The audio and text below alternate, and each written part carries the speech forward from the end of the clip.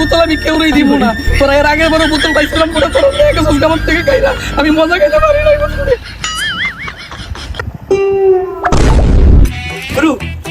আপনি না বড় টিকটকার, তা বোতল দোকান কেন? ও আমি তো জানি টিকটকাররা টুকাই হয়। আরে না বেকল, আমি টুকাই অমুকি, আমি তো বড় একটা সেলিব্রিটি। আর এই বোতল তো আমি তোর লাগিয়ে তুলছি। তা গুরু সবই তো বুঝলাম, তা আমার জন্য বোতল কেন? আমরা তো অনেক বড় একটা জার্নি করতেছি বাস দিয়ে। এখন হঠাৎ করে মনে কর যে তোর বাসের মধ্যে পেশাব আসলো, বাস থামাইলো না, তখন তুই কি করবি? এই কারণে আমি বুদ্ধি করে এই বোতলটা ঢুকাইছি। যখন তোর পেশাবে ধরবো, আস্তে করে মুখ কাটা হইলা